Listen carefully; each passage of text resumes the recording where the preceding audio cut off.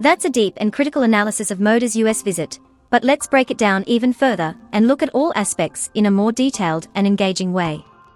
The trip was hailed as a major diplomatic success, but when we look beyond the surface, the reality is far more complicated.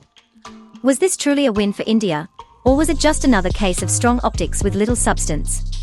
Let's analyze the agreements, the military deals, the economic implications, and the broader geopolitical consequences to see whether India truly benefited or if the US walked away with all the advantages. The biggest headline-grabbing part of this visit was the potential sale of F-35 fighter jets to India. For a country that has long been pushing for indigenous defense manufacturing and reducing dependency on foreign arms suppliers, buying the F-35 could be a counterproductive move. The US has a long history of controlling and limiting technology transfers, and expecting full access to the F-35's technology is simply unrealistic.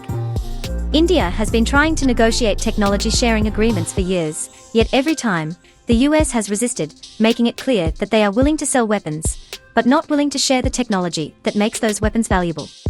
The F-35 itself is not without its issues.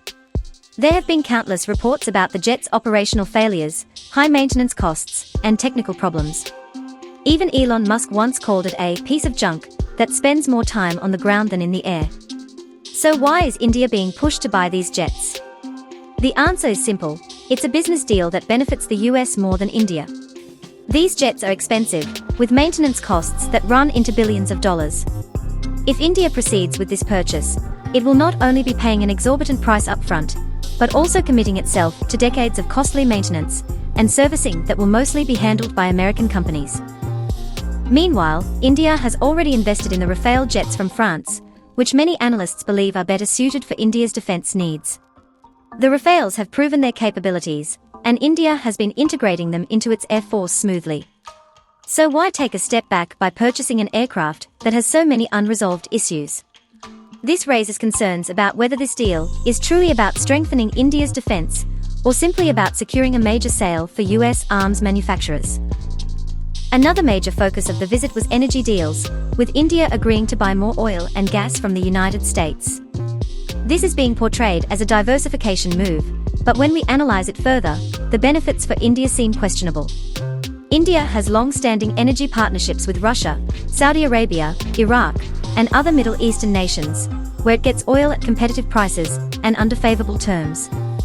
By increasing imports from the US, India is risking its ability to negotiate better deals with its traditional suppliers. Unlike Russia, which has been offering oil at discounted rates, the US market is highly volatile and subject to geopolitical tensions. In case of an economic crisis or political shift in Washington, India's energy security could be at risk. Let's not forget that this also plays right into US interests. America has been looking for new markets for its oil, especially after its shale oil production surged. India, as one of the world's largest energy consumers, is the perfect customer. By pushing India to buy more oil, the US is securing a guaranteed buyer for its energy exports, which benefits American companies while limiting India's strategic choices. Then there's the trade aspect.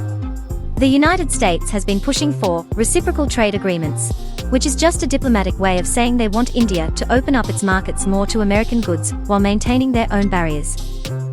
This became very clear when President Trump imposed new tariffs on Indian products right before meeting Modi. The Indian government had already lowered tariffs on several US goods as a goodwill gesture, hoping to avoid trade conflicts. Yet, despite this, the US still went ahead with tariffs that will make Indian exports more expensive and less competitive in the American market. This shows the stark reality of the so-called strong trade relationship. While India is being encouraged to reduce tariffs and import more American products, the US is making it harder for Indian businesses to export to their market. This kind of trade imbalance is a growing concern, especially when India is trying to become a global manufacturing hub under initiatives like Make in India. Instead of boosting Indian exports, these new US policies are making it harder for Indian manufacturers to compete. One of the most frustrating aspects of this visit was how India seemed to be making all the concessions without getting much in return. Defense deals. India is buying expensive American jets without any significant technology transfer. Energy agreements. India is committing to buying more US oil while reducing reliance on its traditional partners. Trade negotiations. India lowered tariffs for the US, yet still got hit with reciprocal taxes. The pattern is clear. The US is securing long-term economic benefits while India is walking away with financial commitments that might not be in its best interest. Another key topic was education and technology partnerships. The US announced plans for more American universities to set up campuses in India, which on the surface seems like a positive step. However, when you look deeper, it becomes clear that this is yet another one-sided arrangement. While American institutions will get access to Indian students and the Indian education market, there has been no talk about Indian universities getting similar opportunities in the US. This means that this agreement will mostly benefit American universities and students rather than being a truly equal exchange. The same applies to technology partnerships. While discussions were held about working together on emerging technologies like AI and semiconductor manufacturing, there was little clarity on whether the US is willing to share critical tech knowledge with India. Historically, American firms have been reluctant to allow foreign access to their most advanced technologies, and there's little reason to believe this time will be different. So while the announcements sound promising, the lack of concrete agreements suggests that India might not see much tangible benefit from these discussions. The geopolitical implications of this visit are also worth considering. The US sees India as a key player in its broader strategy to counter China. While India does have its own security concerns regarding China, aligning too closely with the US could come at a cost. India has traditionally maintained a balanced approach in global diplomacy, engaging with multiple power centers, including Russia and the European Union. By tilting too much towards the US, India risks losing some of that diplomatic flexibility. Additionally, despite all the talk of a strong US-India partnership, history has shown that the US prioritizes its own interests above all else. During past conflicts, such as the Indo-Pakistani wars, the US has taken actions that were not necessarily in India's favor. This raises the question, can India truly count on the US as a reliable ally, or is it being used as a convenient partner for America's larger geopolitical goals? Back home, the Indian media has been overwhelmingly positive about the visit, portraying it as a major diplomatic success. But when we strip away the celebratory headlines and focus on the facts, the picture looks quite different. The deals signed during this trip seem to benefit the US far more than India. The defense agreements are structured in a way that keeps India dependent on American technology. The energy deals tie India closer to US markets while limiting its negotiating power with other oil suppliers.